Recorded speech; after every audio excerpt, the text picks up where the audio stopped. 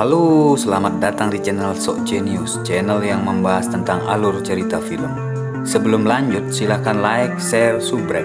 Kalau enggak, ya nggak apa-apa. Kali ini kita akan membahas alur cerita film yang berjudul Evil, yang dirilis tahun 2003. Oke, tanpa berlama-lama lagi, mari kita saksikan alur ceritanya. Kisah akan berfokus pada seorang pemuda yang bernama Eric. Dia tinggal di rumah bersama ibu kandung dan bapak tirinya, di mana kehidupannya sama sekali tidak bahagia oleh karena sikap bapak tirinya di rumah yang sangat tegas dan kasar, bahkan lebih cenderung brutal dan anarkis. Contohnya ketika mereka sedang makan malam, Eric tidak sengaja menjatuhkan sendoknya, sehingga bapak tirinya seenaknya menampar wajah Eric dan memintanya masuk ke kamar setelah makan untuk mendapatkan hukuman kedisiplinan, yaitu dicambuk di bagian punggung.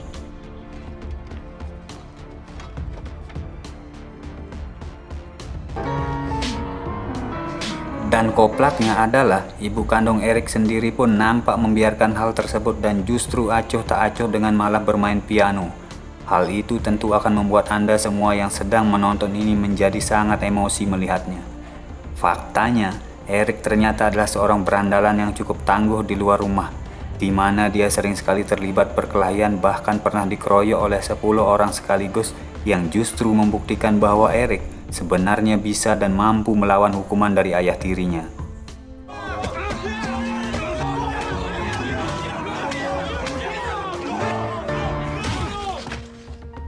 Dan alasan kenapa Eric selalu menerima siksaan dari ayah tirinya adalah oleh karena masih menghormati sang ibu kandung, di mana dia pernah berjanji kepada mendiang ayahnya atau ayah kandungnya untuk selalu menuruti perintah bundanya dan jangan kurang ajar kepada orang yang lebih tua. Akibat dari tindakan brutal yang sering dilakukannya itu, Eric dikeluarkan dari sekolahnya, dan ini jelas bukan yang pertama kalinya bagi Eric, dan untungnya ini bukanlah masalah besar baginya. Vad det här kommer att få för konsekvenser. Du kan vara viss om att du aldrig mer kommer att kunna sätta din fot på ett allmänt läroverk i det här landet igen.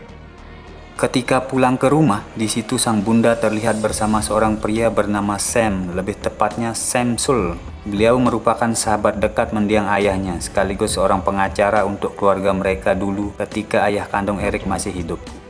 Du kan alltid ringa om det. Sang bunda yang sudah mengetahui Eric dikeluarkan dari sekolah pun ternyata sudah punya rencana lain, yaitu dengan mengirimnya ke sebuah sekolah asrama, di mana hal itu sengaja bunda lakukan supaya Eric tidak terus-terusan disiksa oleh suami barunya, alias ayah tiri Eric yang buajingan tersebut. Du ska börja en ny skola. Det är ett internat.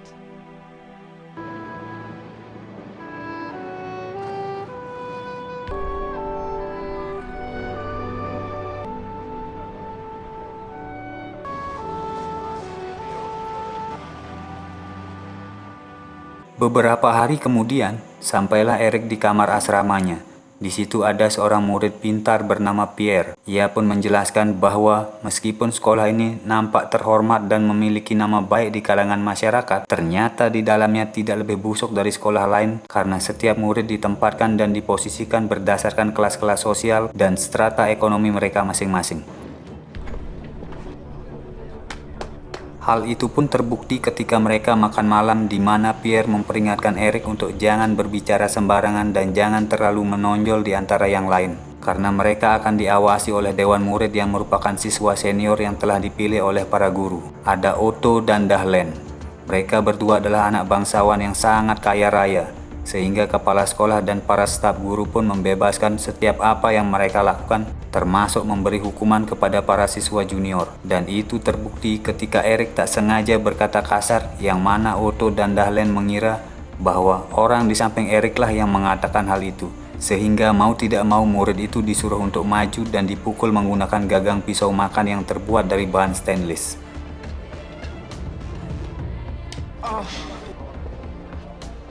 Selesai makan, Pierre pun mengajak Eric untuk merokok di belakang semak-semak, yang mana hal itu sebenarnya sangat dilarang di sekolah. Tetapi yang namanya mulut sudah asam, Eric pun langsung mau.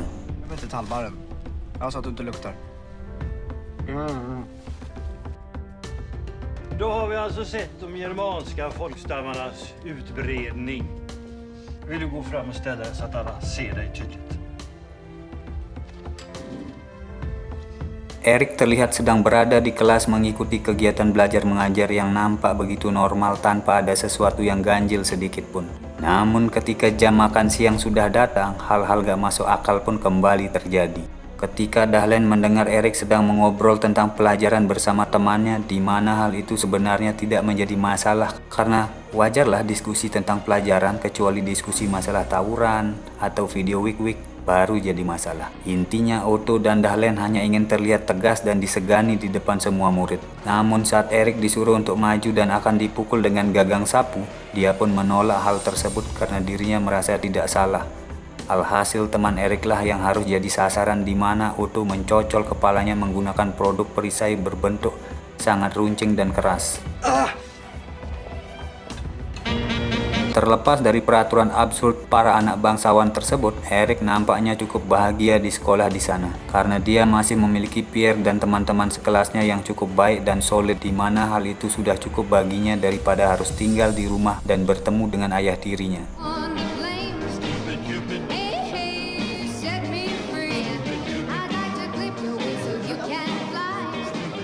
Singkat cerita, Erik pun menemui beberapa atlet renang di sekolah, berharap bisa bergabung bersama mereka. Karena perlu diketahui bahwa walaupun Erik adalah mantan berandalan dan sangat badung sekali, dia ternyata punya bakat terpendam sebagai seorang perenang handal. Dan setelah dites, Erik ternyata bisa berenang mengalahkan rekor tertinggi di sekolah ini. Dan dia resmi bergabung dengan tim perenang sekolah untuk mengikuti kejuaraan sekolah yang diadakan setiap setahun sekali. Hal itu justru mendapat pertentangan dari Pierre, di mana Erik harusnya jangan terlalu menonjol atau berprestasi di sekolah ini. Karena para dewan murid sekolah seperti Otto dan Dahlen tidak akan suka dengan murid baru yang terlalu menonjol di antara yang lain.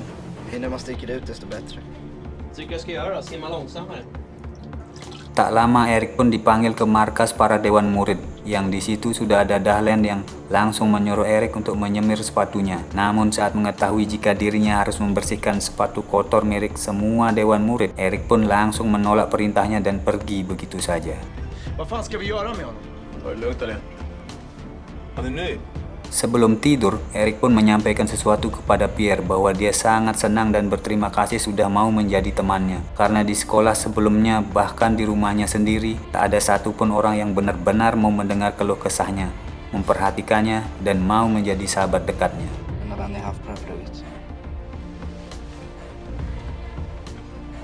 Singkat cerita, esok pagi pun tiba. Ketika mereka berdua sedang berjalan, Erik tak sengaja bertabrakan dengan si Dahlen, di mana Erik disuruh untuk meminta maaf, tetapi karena dirinya tidak merasa bersalah, maka Erik pun ditantang untuk bertarung di dalam ring yang menjadi tradisi di sekolah tersebut. Pierre pun menjelaskan bahwa pertarungan ring ini adalah diadakan untuk memberi pelajaran kepada para murid pembangkang, di mana murid kelas bawah tidak akan pernah diberi kesempatan untuk membalas pukulan oleh karena mereka semua bermain secara keroyokan, dan para penonton dipaksa untuk mendukung murid senior dan para dewan.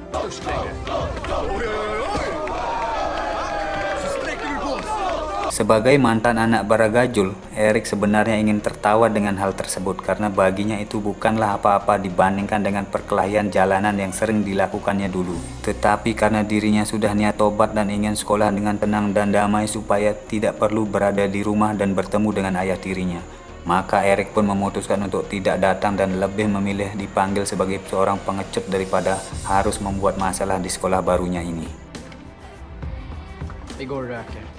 Verkar som om råttan inte vågar inställa sig.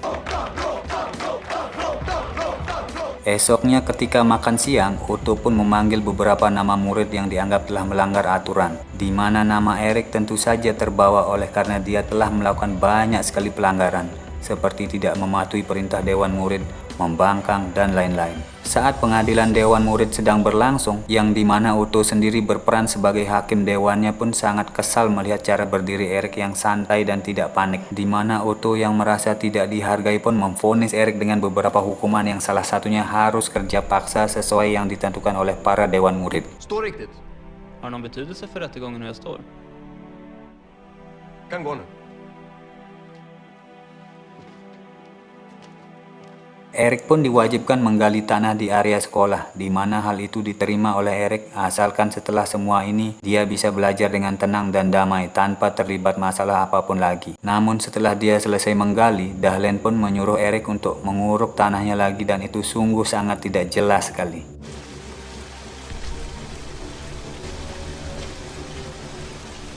Tak cukup sampai di situ, ketika Erik selesai dengan hukumannya dan bermaksud untuk tidur melepas lelahnya, Otto dan Dahlen pun kembali berulah dengan melemparkan satu ember kotoran tinja ke dalam kamar Erik dan Pierre, di mana itu sangat-sangatlah sudah keterlaluan, sehingga membuat Erik akhirnya bertindak dan membalasnya dengan mengembalikan semua kotoran tinja itu tepat saat Otto sudah molor.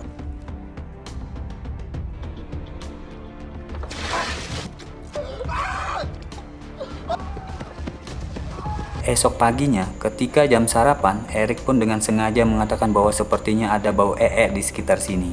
Hal itu tentu membuat Otto marah. Lantas dipanggillah Erik ke depan untuk kemudian ditonjok habis-habisan sampai berdarah. Yang hal itu sama sekali tidak dirasakan oleh Erik si anak badung ini. Stinker ju skiten igen.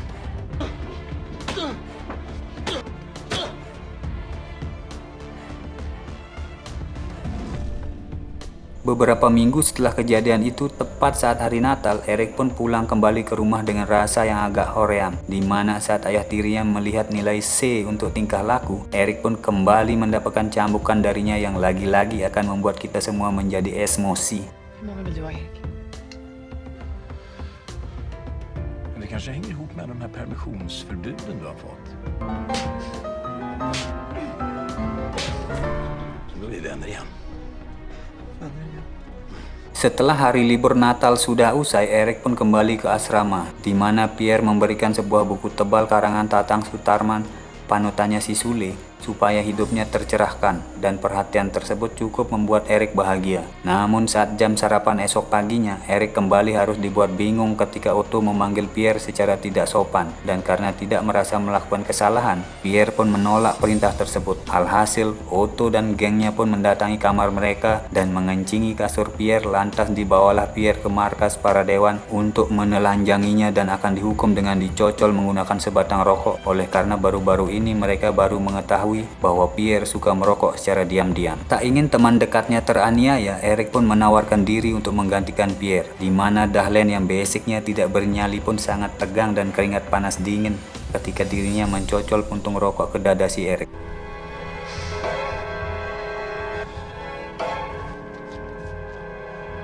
Ingenting av det här skulle egentligen behöva hända.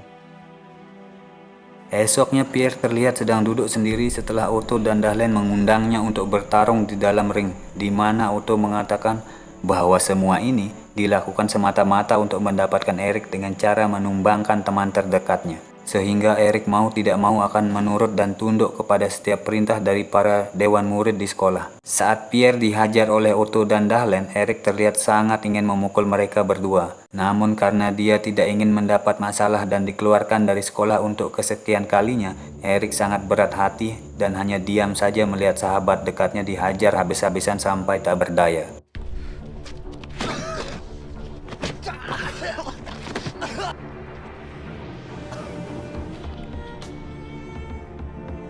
Setelah kejadian itu, Pierre pun jatuh sakit dan demam, sehingga membuat Erik kembali menyendiri. Saat itulah para dewan juri bekerja sama untuk menangkap Erik dan mengikatnya di tengah lapangan. Lantas disiramlah dengan air es yang membuat Erik harus kedinginan semalaman tanpa ada siswa yang berani untuk menolongnya.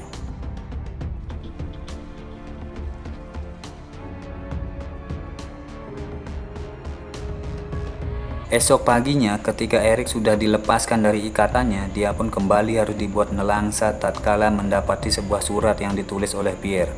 Yang intinya Pierre memilih untuk keluar dari sekolah ini, di mana dia sudah tidak sanggup terus-terusan dibully oleh Otto dan Dahlen, yang secara tidak langsung membuat Erik merasa bersalah karena gara-gara dirinya, Pierre harus menjadi korbannya. Tak hanya itu, semua siswa termasuk para guru pun menyalahkan Erik atas keluarnya Pierre, di mana dia dianggap sebagai biang kerok yang membuat seseorang yang pintar seperti Pierre harus keluar dari sekolah terhormat ini. Men ni har betett er som djur. Som asgamar. Det är ovärdigt. Karena sudah tak tahan lagi, Erik pun mendatangi Dahlen dan mengajaknya untuk bertarung di ring, di mana hal itu sangat membuat para dewan bahagia karena akhirnya bisa membuat Erik menyerah dan mau diberi pelajaran oleh mereka semua tanpa tahu bahwa sebenarnya Erik sudah lama ingin melakukan hal ini. Kan börja. 2 lawan 1 bagi Erik ini tidak lebih dari sekedar upil kering di hidung Samsul karena selain mereka semua tidak memiliki pengalaman bertarung di jalanan, Erik sudah sangat gatal sekali ingin membogem mereka semua dan membalaskan rasa sakit yang sudah diterima oleh Pierre.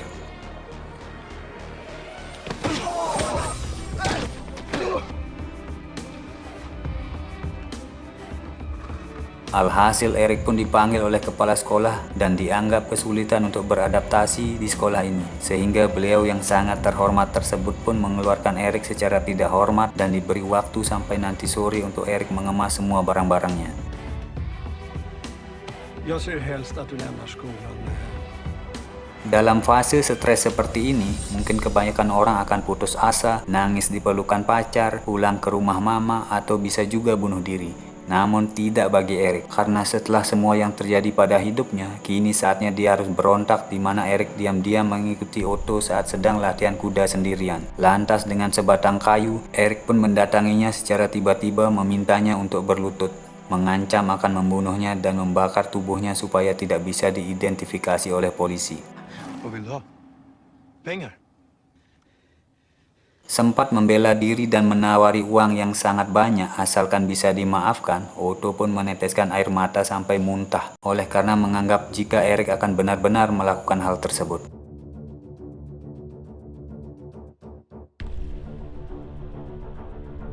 Faktanya, Erik hanya ingin menggertak Otto, mengalahkan mentalnya dan membuat dia sadar bahwa apa yang dilakukan dia dan teman-temannya selama ini telah merenggut begitu banyak siswa berprestasi yang seharusnya bisa sukses, malah menjadi seseorang yang tidak berarti akibat tindakan tidak bermoral mereka semua. Erik pun teringat dengan Pak Samsul yang seorang pengacara sekaligus sahabat dekat mendiang ayahnya, di mana dia memiliki ide brilian dengan mengundang Pak Samsul ke sekolah dan menjelaskan akibatnya jika Pak Kepsek berani mengeluarkan Erik dari sekolah ini. Tak ingin nama baik sekolahnya menjadi tercemar, Pak Kepsek akhirnya menyerah dan membiarkan Erik tetap di sini sampai dirinya lulus sekolah. De rent juridiska aspekterna är ju redan framlagda här. Klart tydligt. Tack för hjälpen. Ja, nu sköter du resten av terminen, Erik.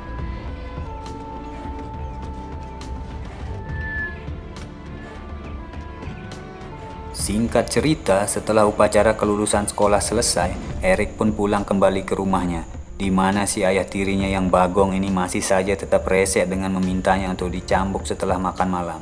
Namun betapa terkejutnya si ayah tiri ketika Erik sekarang sudah berani menatap wajahnya. Bahkan saat akan menyiksanya, Erik pun menyuruh ibundanya untuk menunggu di luar. Lantas dengan lantang Erik mengatakan bahwa dalam waktu setengah jam lagi si ayah tiri akan berada di rumah sakit dengan tulang rusuk yang patah, mata bengkak satu, kulit punggung mengelupas, serta tulang tempurung lutut yang akan pindah ke bagian belakang. Mendengar hal itu tentu saja si ayah tiri ini langsung menelan ludah karena kena mental yang memang jika diadu berkelahi dengan Erik pun kemungkinan menangnya hanya 5% saja.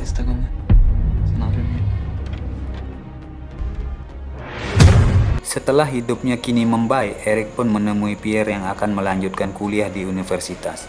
Dan maksud kedatangannya adalah untuk meminta maaf atas kejadian waktu itu. Lantas mereka berdua pun bersalaman sebagai tanda bahwa pertemanan mereka tidak pernah putus sampai filmnya selesai.